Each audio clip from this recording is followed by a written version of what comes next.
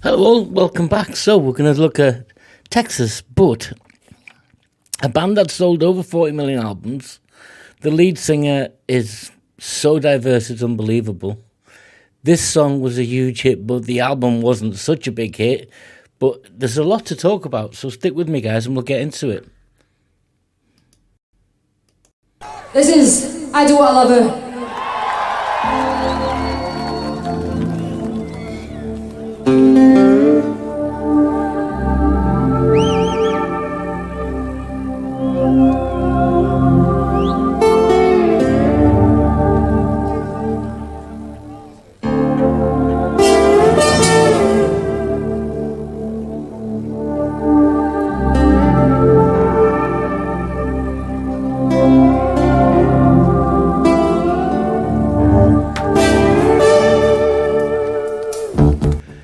I'll pull it back just a second before we get into the song. Did you see the floppy disks?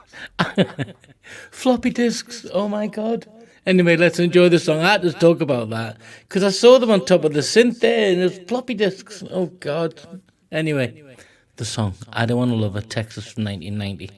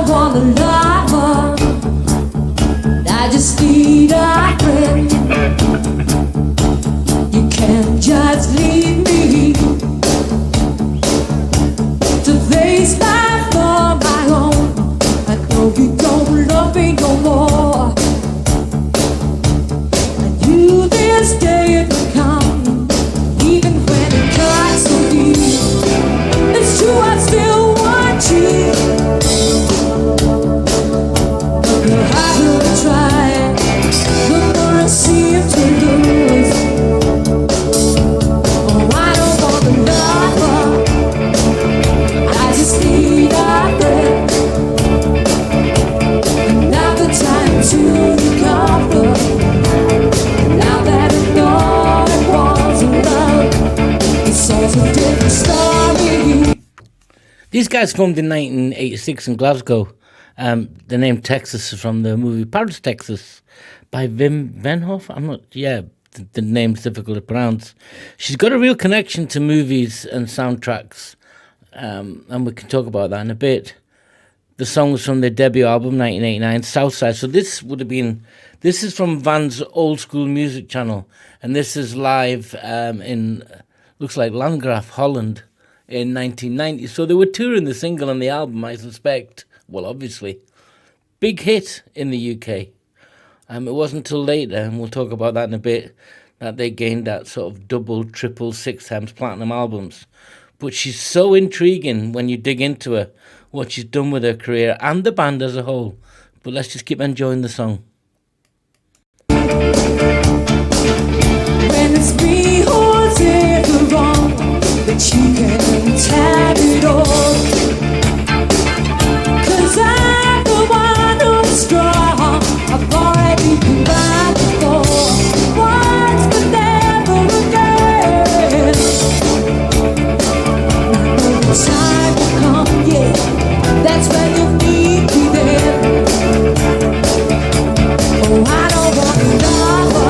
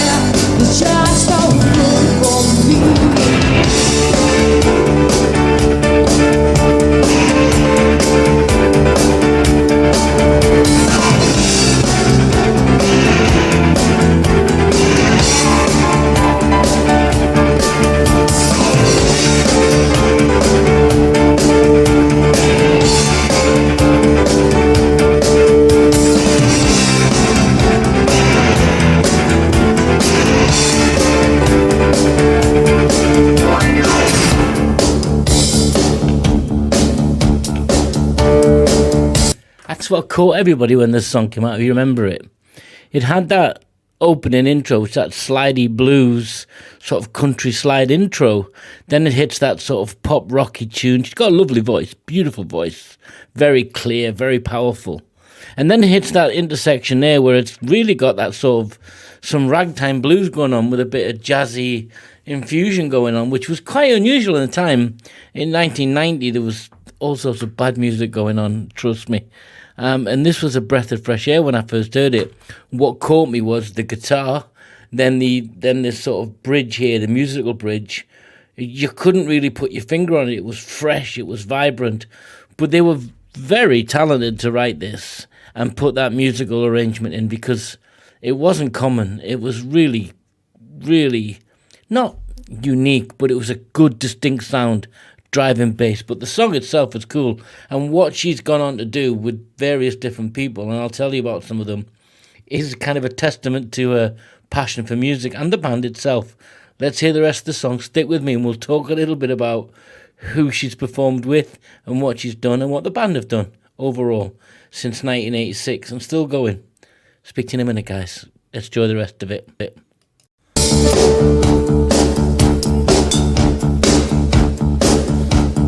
Nice to see everybody's hands.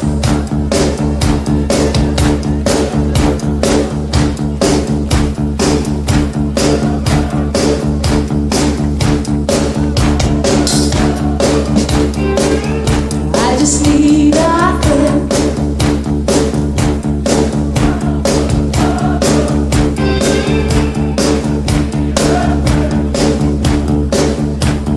I don't want that one.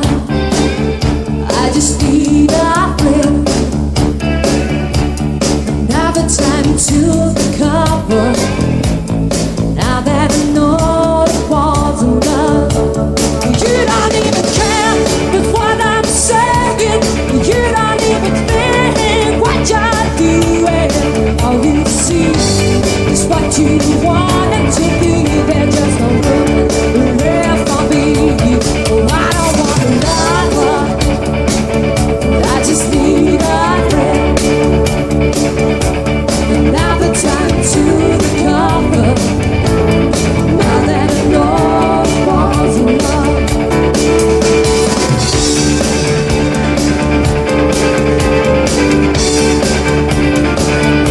There's that ragtime stuff going on.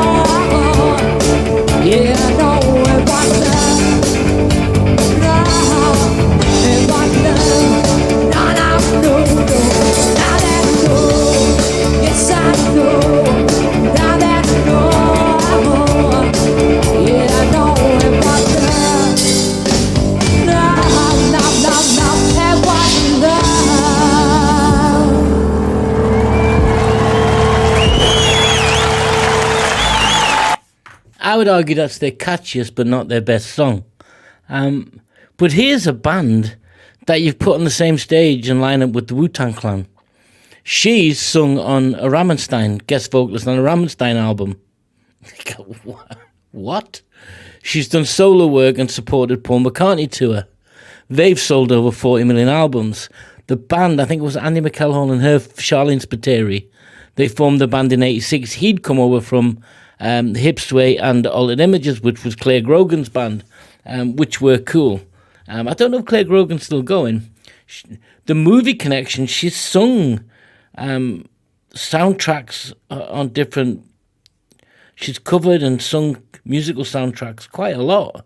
So she's quite into that. She's panelled on Sky One shows and rock star to opera star, and she's just so varied. And I guess that's where you get your longevity. From 1986, it'll be almost 4 years. But that's their catchiest song, but I don't think it's their best. You let me know what you think their best is. This Southside album did okay, but later albums like Hush and Blonde were much bigger. The greatest hits was 6 or 7 times platinum. This is a band with longevity because they went out and did different things, and she's not been pigeonholed, but a sort of they pop rock, bluesy infused, some really interesting music going on there, and it was not an accident. They've done that deliberately, obviously. I like this song because it was catchy, because it had that upbeat tempo with a downbeat song, about just wanting to connect, not feeling alone, but not wanting it to be a, bumping uglies, if you like.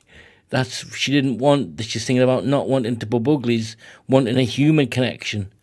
And her voice has that bluesy feel to it, but that rock projection. And I liked it. I liked it then. I like it now. I've liked all this stuff. And this is a chance to begin that journey with you guys.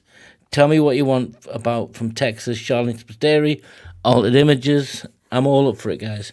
If you like this, click like. If you don't, nothing I can do. Till next time, guys, take care.